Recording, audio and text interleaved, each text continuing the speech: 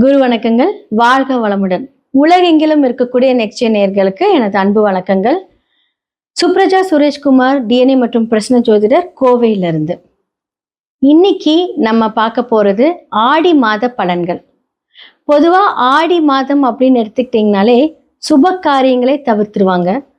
முக்கியமா பெரியவங்களோட ஆசீர்வாதங்கள், அவங்களுக்கு செய்யக்கூடிய காரியங்கள், இதன் மூலியமாக பித்திருக்களோட ஆசீர்வாதங்கள் கிடைக்கக்கூடிய இந்த மாதம் ஆடி பெருக்கு அப்படிங்கிற ஒரு விசேஷமான ஒரு மாதம்.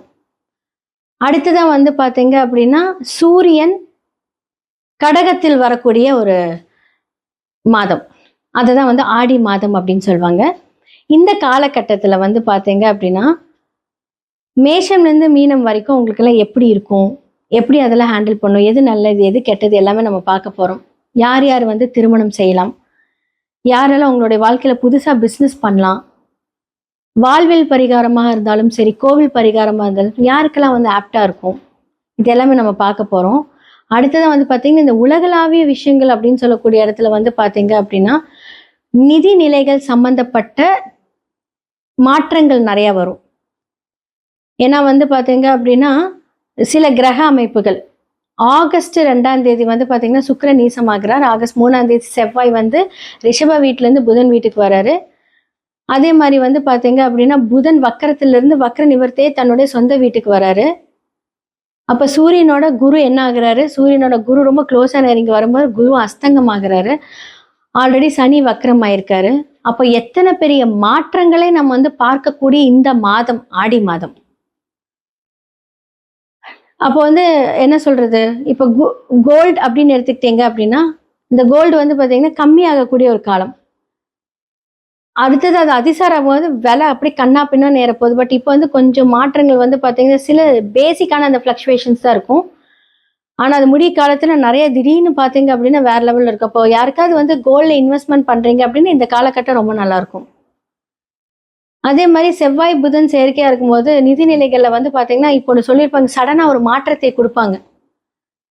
அப்போ அரசு சம்பந்தப்பட்ட விஷயங்கள் பார்த்தீங்க அப்படின்னா தன்னுடைய ஸ்தானத்திலேருந்து சூரியன் விரைய ஸ்தானத்துக்கு இருக்கிறார் இல்லையா.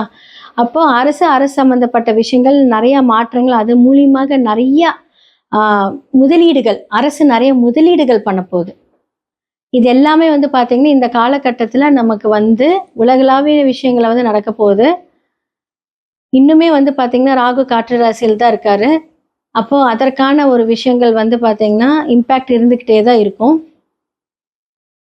முக்கியமா இன்னொரு விஷயம் என்ன சொல்லணும் அப்படின்னா, சனி வக்கரமா இருக்கும்போது நிலச்சரிவுகள், நீர் சார்ந்த அழிவுகள், இதெல்லாமே கொஞ்சம் ஜாக்கிரதையா பார்த்துக்கணும். நீ அடுத்தது அந்த காற்று காலம், காற்று அதிவேகமா என்ன சொல்றது, அதன் மூலியமாக மரணங்கள், இழப்புகள் இதெல்லாமே நடக்கும். முடிஞ்ச அளவுக்கு பார்த்தீங்க அப்படின்னா டிராவலிங் அப்படிங்கிறதுல கொஞ்சம் தவிர்த்துக்கோங்க. கரெக்டான ஒரு விஷயங்கள்லாம் பிளான் பண்ணி செய்கிறது இந்த காலகட்டத்தில் ரொம்ப நல்லா இருக்கு.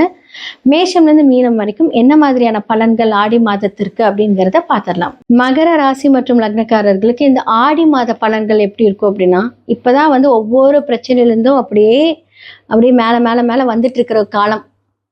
அப்போ இப்போ என்ன அப்படின்னா உங்களுடைய குரு அப்படின்னு சொல்லக்கூடிய வழிகாட்டுதல், 3ஆம் 12ஆம் இடத்துக்குரியவர் பார்த்தீங்கன்னா அஸ்தங்கமாகிறார் 7ஆம் இடத்துல. அப்போ திருமணம் சார்ந்த விஷயங்கள் இங்கே பேசிட்டு இருக்கீங்க அப்படின்னா இந்த காலகட்டத்தில் கொஞ்சம் ஆற போட்டுருங்க. ஏன்னா மகரம்க்கு கண்டிப்பாக இந்த காலகட்டத்தில் காதல் கை கூடும், திருமணம் நடக்கும், புதுசாக பிஸ்னஸ் ரீதியான பிரச்சனைகள்லேருந்து வெளியே வர போறீங்க. இது எல்லாமே இந்த வருடத்தில் நடக்கும்னு சொன்னா, ஆனால் இந்த மாதத்தில் கொஞ்சம் அமைதியாக இருங்க, எதுவுமே பண்ண வேண்டாம். ஓகே, இப்போ அடுத்தது பார்த்தீங்க அப்படின்னா 8க்குரிய சூரியனை போய் எங்கே உட்காந்துருக்காரு, 7ல் உட்காந்துருக்காரு. அப்போ செவ்வாய் புதன் இணைவும் இருக்கு. உங்களுக்கு மணி ஃப்ளோ வரும், அதை கரெக்டாக பயன்படுத்துங்க. இப்போ குரு அஸ்தங்கம் ஆகிறதுக்கு முன்னாடி நீங்கள் ஏதாவது ஒரு பிளான் பண்ணி இன்வெஸ்ட்மெண்ட் பண்ணியிருப்பீங்க. இந்த காலகட்டத்தில் அதை கொஞ்சம் தவிர்த்து கொஞ்சம் வெயிட் பண்ணிட்டு அதுக்கப்புறம் அதை ப்ரொசீட் பண்ணிங்கன்னா ரொம்ப நல்லாயிருக்கும். தீக்காயங்கள் படுவதற்கான வாய்ப்புகள் இருக்குது. சமையல் பண்ணும்போது ஜாக்கிரதையாக சமையல் பண்ணுங்க. பெருசாக பாதிப்பில் இல்லை, அடிக்கடி ஏதாவது தீக்காயம் படுறது, வெட்டுக்காயம் இது பண்ணுறது இதெல்லாமே மகரத்துக்கு நடக்கும். அப்போ நீங்கள் பிளான் பண்ணும்போது வண்டியில் போகும்போது எல்லாமே கொஞ்சம் ஜாக்கிரதையாக போகிறது ரொம்ப ரொம்ப நல்லது இந்த காலகட்டத்தில். அப்போ வந்து என்ன அப்படின்னா, இப்போ வந்து 6ஆம் இடத்துல போய் உங்களுக்கு புதன் அப்படின்னு சொல்றாங்க. அதுக்கப்புறம் வந்து செவ்வாயும் அங்க தான் இருக்காங்க. ஹார்ட்ல வந்து தேவையில்லாத ஒரு படபடப்பு, ஸ்பீட். அப்போ வந்து அந்த படபடப்பெல்லாம் வேண்டாம். நுரையீரல் பாதிக்கப்படும். ஸோ கோல்டான ஐட்டம்ஸ்லாம் எதுவும் சாப்பிடாதீங்க. கண்டிப்பா பணம் வரும், பிசினஸ்ல டெவலப்மெண்ட் வரும். எல்லாமே கொஞ்சம் பார்த்து பண்ணுங்க. ஆனா அடுத்த லெவல் ஆஃப் முடிவுகள் இந்த மாதத்தில் எடுக்காம கொஞ்சம் நகர்த்தி கொண்டு போறது நல்லது. புதுசா இடம் வாங்குறதுக்கு உண்டான விஷயங்கள், கடன் அப்படின்னு சொல்ற ஒரு ஸ்டெப் எடுத்து அந்த இடத்த முடிப்பீங்க.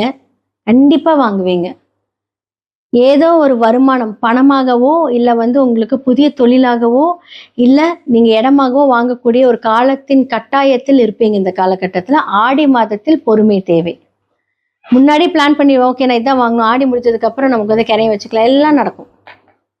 நகை வாங்கலாமா? 1 பவுன் பிளான் பண்ணுவீங்க. 5 பவுனா வாங்குவீங்க. ஸோ எல்லாமே உங்களுக்கு மனசுக்கு ஏத்த மாரி நடக்கும். ஆனா ஆடி முடியட்டும் சூப்பரா இருக்கும். பொதுவாவே நான் சொன்ன மாதிரி ஆடியில எதுவும் பண்ண மாட்டேங்க. ஆனா இந்த நிர்பந்தத்துக்கு எல்லாத்துக்குமே வருவீங்கன்னு சொன்னேன் இல்லையா? செம்ம பிளானிங், அலைச்சல், செல்ஃப் அலைச்சல் நெறைய இருக்கும். ஏன்னா அ லக்னாதிபதியும் 2க்குரியவரும் வந்து பார்த்தீங்கன்னா 3ஆம் இடத்துல வக்கரமா இருக்காரு. 2ஆம் இடத்துல ராகு இருக்கு. குடும்பத்துக்காக இத பண்ணும், அத பண்ணும் அப்படின்னு ஏதாவது ஒரு விஷயத்த யோசிச்சுக்கிட்டே இருப்பீங்க. அப்போ உங்களுடைய பணம் வந்து யாருக்காக விரயமாகும்? குடும்பத்துக்காக விரயம் பண்ணுவீங்க. ஸோ அதெல்லாமே கொஞ்சம் கரெக்ட்டா பிளான் பண்ணி ஹேண்டில் பண்ணிக்கோங்க. ரொம்ப நல்லாருக்கும்.